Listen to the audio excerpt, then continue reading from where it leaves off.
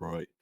Hello, people. I'm gonna try and keep this fairly short. I've been ill for the past few days. My voice is fucked, but the show rolls on. This weekend, Chris Eubank Jr. versus Conor Benn 2. Uh, Fun fact: the first fight actually happened on my birthday, the 26th of April. Which was a nice little birthday treat, I suppose. Um, Now this fight, similar terms to the first fight, I believe. Obviously, at middleweight, Chris Eubank Jr. has a rehydration clause of £10, so he can't go above 170, and there will be a next day weigh-in. So if in 24 hours of the weigh-in he can't go above 170, right? Something like that. So I don't know. Period of time he can't go above 170. After that he can, but by that point, uh, you don't really want to do that. You want to be hydrated properly. Um, yeah, interesting fight. From what I remember of the first fight, which is tricky to remember because I was pissed. I remember Eubank Jr. tried to box at a more settled pace. Conor Benn's kind of wildness and erraticness, crudeness, really, kind of suckered Eubank into a bit of a dogfight. Eubank was trying to keep it long early, but Ben, maybe because his legs were gone because of the rehydration, couldn't really move as well laterally as he wanted to kind of box, and kind of got suckered into a dogfight. And from that point onwards, his size and his experience kind of got him the win. Now, in this rematch, I think we know what approach Conor's going to take. He's going to try and be a bit less wild, a bit more composed. He was breaking his form a lot in that first fight, throwing big, wild right hands, bringing his feet across, squaring himself up. And the approach from Eubank Jr. is very interesting because he's brought back into his corner. Obviously, Terence Crawford's very, very good coach. Has previously coached Eubank Jr. in Liam Smith rematch, where yes, Liam Smith wasn't in his best form, but that's Eubank Jr. himself actually looked phenomenal in that fight, at least in my opinion. Um, but yeah, no. So the approaches from both men are going to be slightly different. I don't think we're going to end up with the same fight here. Um, My main point is that, yes, Conor Benn's going to come in a bit more composed. He's not going to be as wild, as reckless, I don't think. But I actually think that might not play into his hands at all. I actually think being wild and crude and just pure aggression actually played into his hands quite a bit with a diminished Eubank Jr. in front of him. Um, because at the end of the day, Conor Benn is probably not the best, most well-schooled boxer. Neither is Eubank Jr., but he's definitely better than Conor Benn. Uh, Basically just off experience, right? But with other factors, been in the game longer, um, seen more looks, more styles. Um, so if Conor Benn does decide to be patient and does decide to be a bit less reckless, which I think he will, he's going to give a little bit more time and a little bit more space for Eubank to establish his jab, get the range down, uh, establish the distance. He might just end up giving Eubank Jr. a bit more time. Whereas in the first fight, he kind of at points made Eubank Jr. smother his work a bit. Um, you'd think, yeah, but he's given him more opportunities. Yeah, but with a diminished Eubank Jr. being that aggressive, Eubank Jr. just had trouble keeping him off.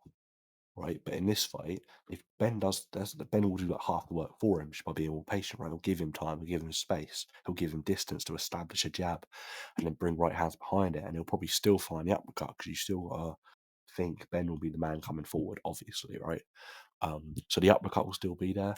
Conor Benn doesn't keep himself to the centre line very well, and even when he does, he doesn't mix offense with it, so he's not scoring. Um, I think he'll come in, like I said, patient. And I think maybe at some point he'll revert back to form.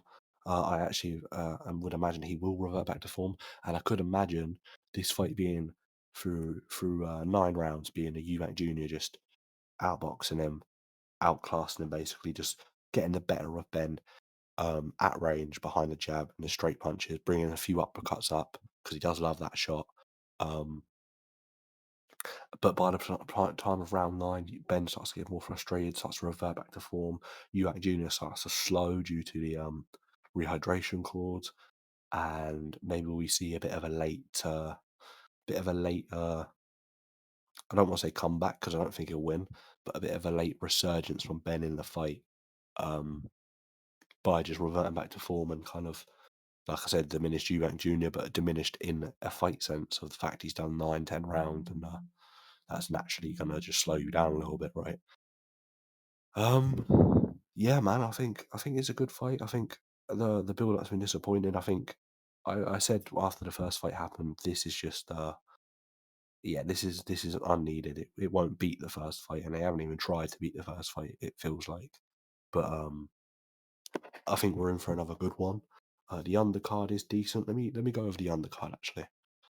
This fight is, of course, happening at the Tottenham Hotspur Stadium, which, in my opinion, is probably the best stadium in boxing. A really great venue.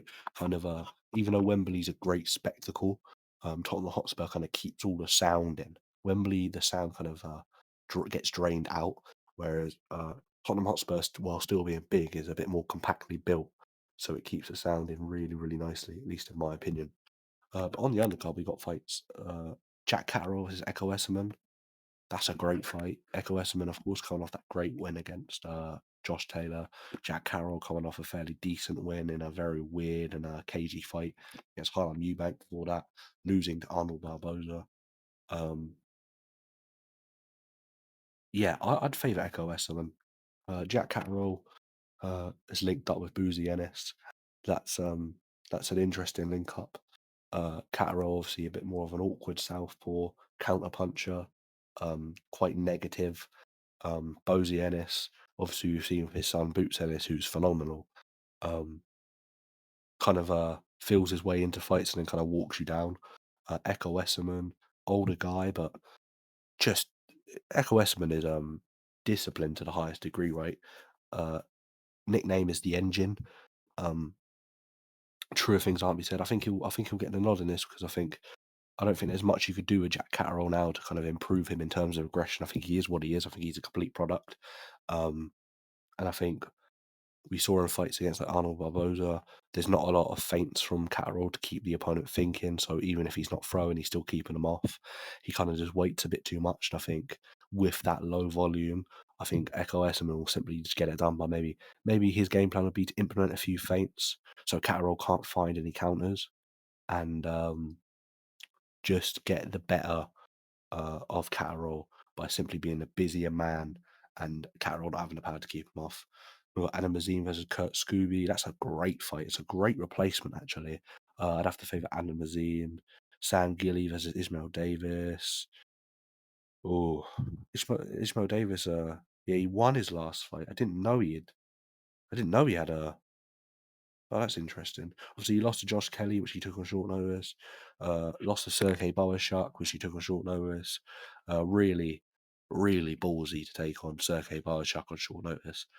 Had a fight last time out.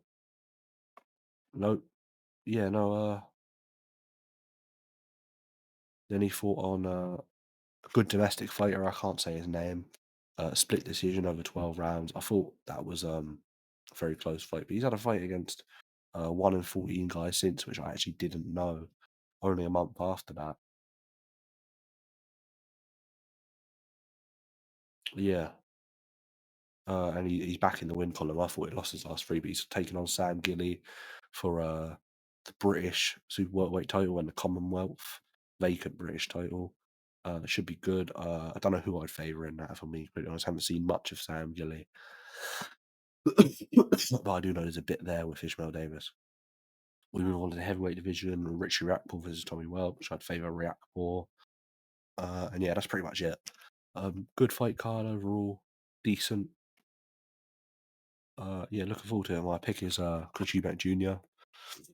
Uh, decision, decision, and I anticipate Eddie Hearn complaining about scorecards 116 whatever like he normally does, even though that would give his man 4 rounds. It's fairly competitive.